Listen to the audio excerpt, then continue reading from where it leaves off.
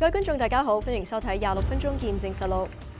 卑詩省嘅民眾可能經常都會睇到或者聽到有關於卑詩審計總長發表唔同審計報告嘅新聞。呢一啲報告嘅審計對象主要都係卑詩省政府以及政府架構下嘅唔同部門，所涉及嘅題目亦都好廣泛。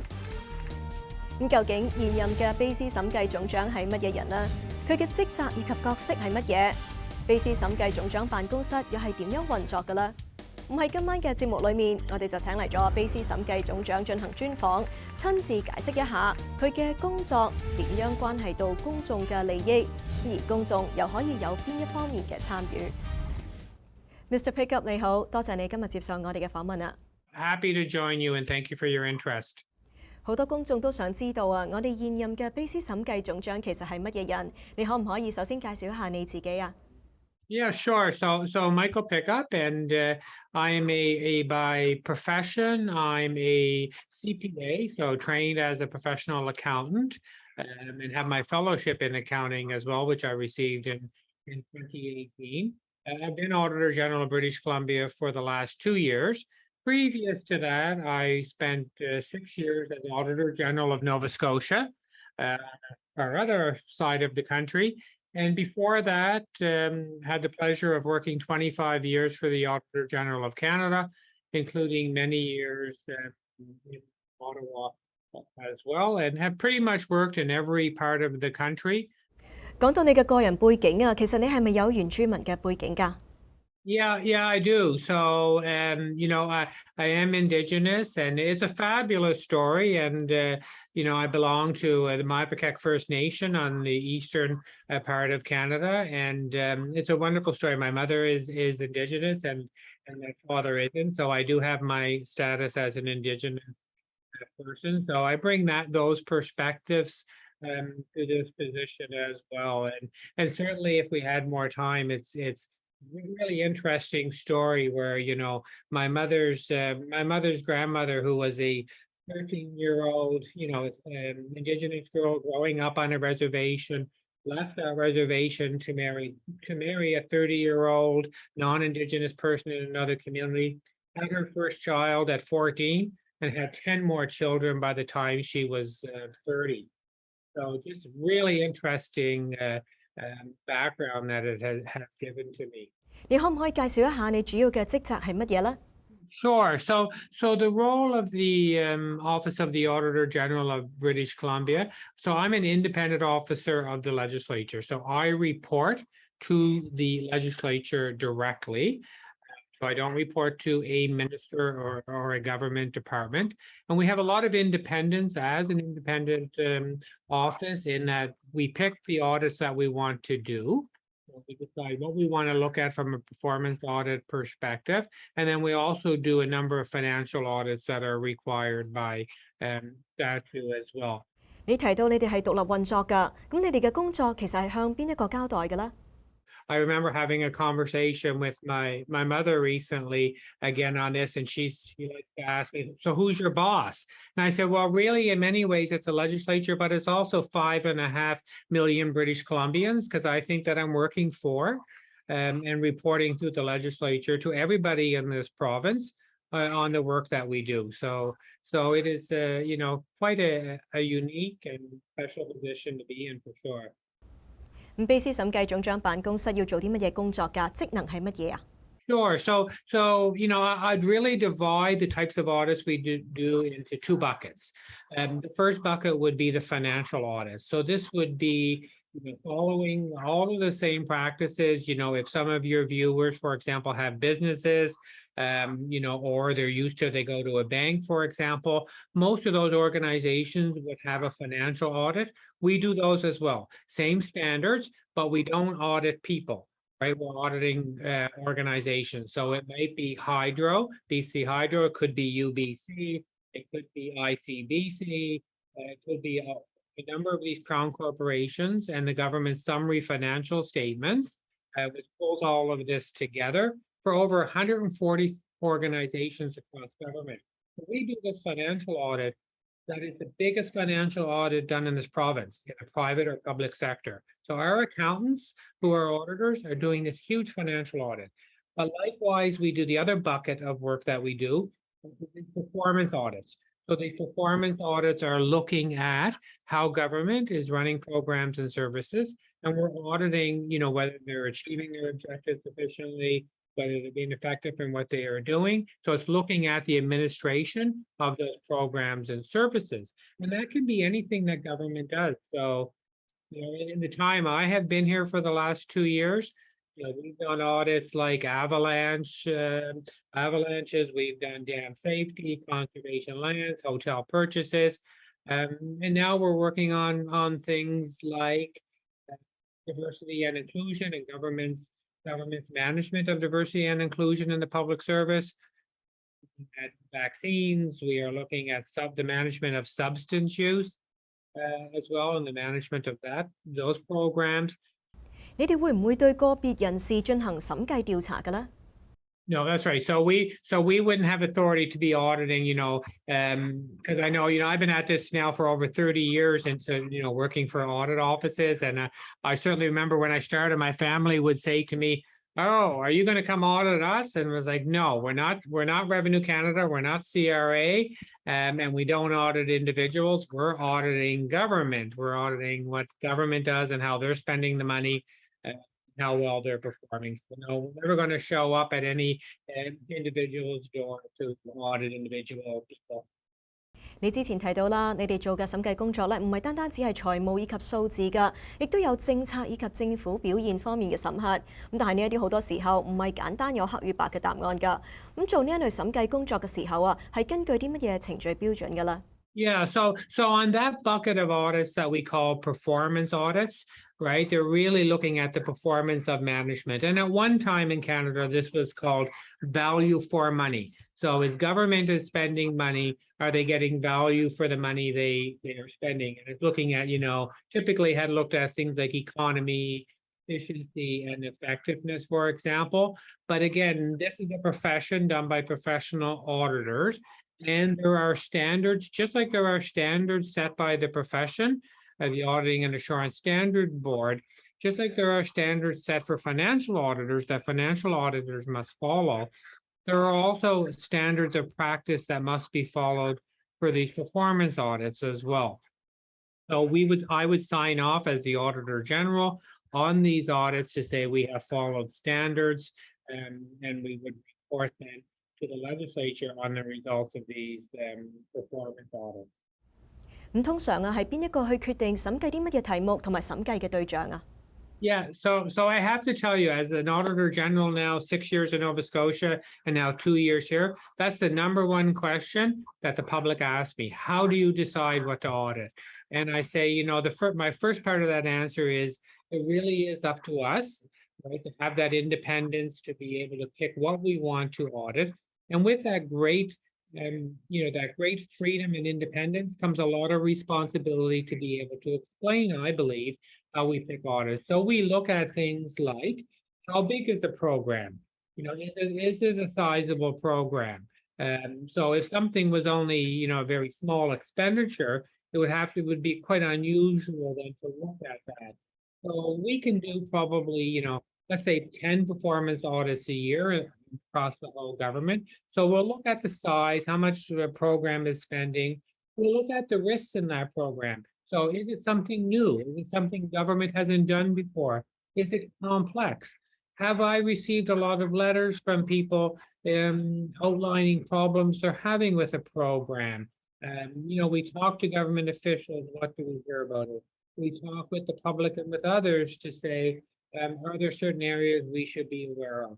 And then we're also conscious of what's happening in other jurisdictions in Canada. Somebody looked at a couple of programs, we haven't looked at it, and others have had some issues. It's important, then we may consider looking at that as well. So I think part of that, the answer to that question is, we don't look at something just because we think it's bad or it's going poorly. We look at something because it's important and it needs to work well. 咁喺選定咗審計題目之後啊，下一步嘅工作又係乜嘢呢？每一項嘅審計工作有冇一套既定嘅標準程序㗎？ So the professional standards that we have require a couple of things. So it's certainly due diligence and planning. So at the planning stage, if we want to look at a certain audit, a certain topic, like let's say vaccines or substance use, for example, or diversity and inclusion, 3 audits that we have underway right now. So once we pick like a subject area, then we get in and start doing some planning work, which may take 500 or 600 hours. And we get out and meet with people to say, what is within that area? What do we want to look at? What specifically audit questions that do we have? And then really we come down with what we call audit criteria. So audit criteria are what will we judge whether or not that program is working well?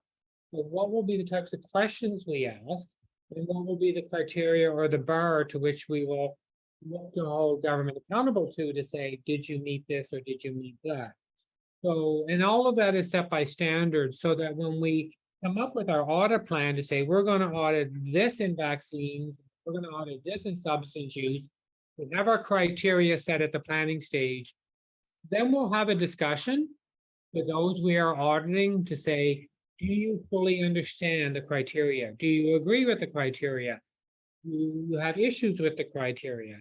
And then we'll set out to audit. So what we aim to avoid is that we don't get to the end of an audit at the reporting part of it, and somebody say who we're auditing, well, we don't agree that you should be looking at that. We don't agree that that's what you're going to judge us against. Well, we had that discussion at the beginning of the audit.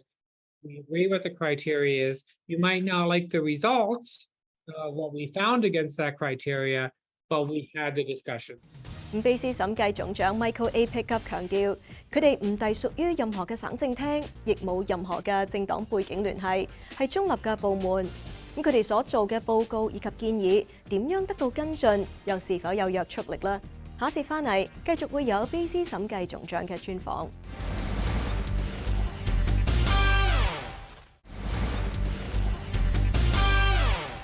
翻嚟節目時間。卑詩審計總長辦公室所做嘅審計當中，有對政府以及公營機構嘅財務審核，亦都有關於政府嘅運作表現。當報告結果出現批評，甚至發現財務計算出現錯誤嘅時候啊，卑詩審計總長又會點樣跟進處理呢？你哋審計嘅項目啊，涉及唔同領域啊，喺審計工作進行嘅時候，會唔會需要揾一啲辦公室以外嘅有關專業人士去幫忙啊？ Excellent question. Yeah, so at every audit at the planning stage, at the beginning, we will have a discussion. Do we need what we call a subject matter expert in this area? So it may be that we're doing something, for example, we might need an engineer, right? Maybe something as the example you gave on vaccines or substance use, we may want a medical person, a doctor or somebody else involved. So it really depends on the subject matter. The more complex and more complicated, more likely that we will bring a subject matter expert in.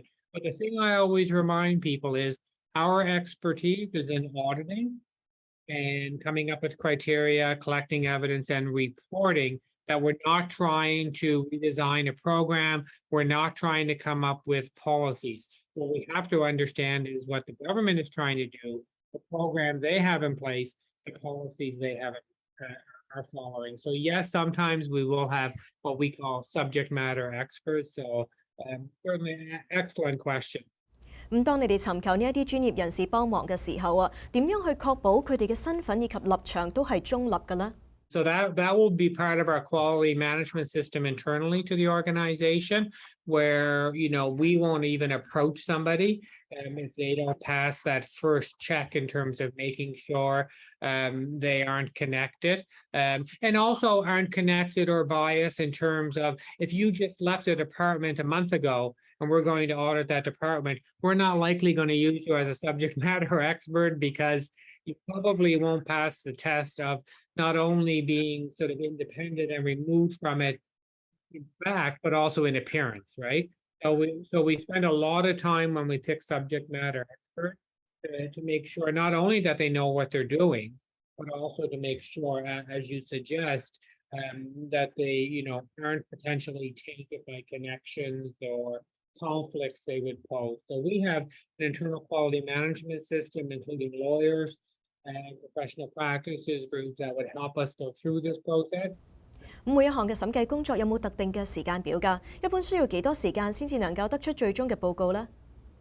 So our goal is to do an audit from planning through to reporting within a year. And people will ask me, a year, that seems like a long time. And I say, well, you have to remember, we're following auditing standards relate to planning, carrying out and reporting on an audit. Audits require a lot of work. So it really does take a good year to make sure we do a proper audit. And when we do these audits, we can't be wrong, right? We've got to get these audits correct. If they've got to meet all the standards that we want, that we need to meet. And so generally takes about a year from start to finish to get these audits done. And we can, from a performance audit perspective, we can probably do about 10 a year. The financial audits are a shorter window. 咁其實進行呢一啲嘅審計重要性在於邊一度啊？ Yeah, so the Auditor General Act, the financial audits are required, of course, to encourage good financial reporting, but also to provide assurance to people that financial statements are fairly stated. So just like somebody relies on the Royal Bank or the Toronto Dominion Bank having a financial audit so they can rely on those financial statements, it's just as important in the public sector that if you're looking at the hydro statements or you're looking at ICBC or the Lottery Corp statements, you can have an audited opinion on those financial statements, know that they are fairly stated. So certainly very important for financial audits. But likewise, on the performance audit front, we are providing reports to the legislature so that people in the legislature can hold government accountable, right? They're getting independent assurance from us. So if we're looking at something like diversity and inclusion and management of that by the government, or if we're looking at vaccines or substance use, we're providing information to people in the legislature so then they can hold government accountable to say, okay, government, why this, why that? And also all of our audits generally have recommendations for improvement. 咁審計完成得出報告之後啊，下一步又係點嘅咧？會唔會有跟進嘅工作啊？ So that's the number 2 question. I talked about the number 1 question I get as Auditor General. The number 2 question I get as Auditor General from the public is what happens after? You do these audits, you make recommendations. 99% of the time, government agrees with the recommendations we make.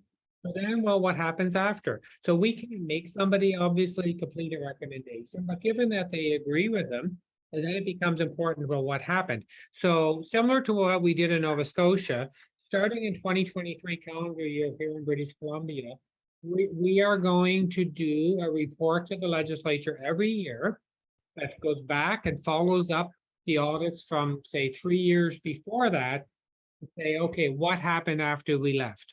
We made these recommendations, you agreed. Did they get complete or did they not get complete?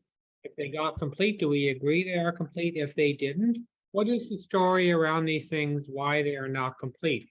And we're going to do that report every year now to the legislature. So this is something new, and that will all be public as well. And this will be something new for British Columbia, to have this formal follow-up report to the legislature. And we did it when I was in Nova Scotia, and generated a lot of interest by the elected folks, but also the public and the media. 你可唔可以舉例一啲你所做過嘅審計？你認為結果為公眾帶嚟重大或者係深遠嘅影響呢？ So I've been here now. It'll be 2 years this month since I became Auditor General of British Columbia. We have done, besides the financial audits, we have done reports to the legislature. We have done 23 reports to the legislature in 2 years. So a lot of work, and again, a lot of information to the legislature so that they can hold government accountable. But some of the recommendations that we made, what I'm most proud of, rather than one individual, is the diversity of topics that we've covered. So we have covered things like, safe spaces acquired during the pandemic for people leaving bad situations. We looked at the hotel purchases for people who are experiencing homelessness. We looked at conservation lands program. We looked at CLBC. We looked at avalanche safety, some of the COVID expenditures as well. We looked at fraud risk management over the new Site C dam as well. So I think, if you look at just the breadth of coverage that we've had across government through the 23 reports since I've been here, with the recommendations that have been made in those, in addition to the recommendations made on financial audits, I'm very, very, very pleased that we've been able to be in so many places. 咁其實公眾可以點樣對審計題目提出建議啊？ So we have a public inquiries portal through the website where people can send in requests as well, and we look at those. And the thing I always remind people, happy to get those requests, but again, it goes back to a question you asked before: how do we pick audits? But we have to look at, it's hard to follow up individual sort of complaints or issues that a person has, on the processing of their claim, for example. That would be difficult. But we look for, when we get these inquiries, are there systemic issues coming up? Are we getting a lot of things on the same issue? The example I always give, when I was Auditor General in Nova Scotia, single biggest issue that I had the most individual letters from the public on was the workers' compensation program. So, payments for people who are injured at work. That was the issue that I had most individual letters on. So we couldn't take on individual cases, but we could step back and say, you know what, it's time we audit the program as a whole because we're getting so many letters. And we did 2 audits in that case on workers' compensation. So certainly opportunities for people to participate by sending up audit ideas. 可唔可以透露一下一啲目前仍然在進行之中嘅審計項目咧？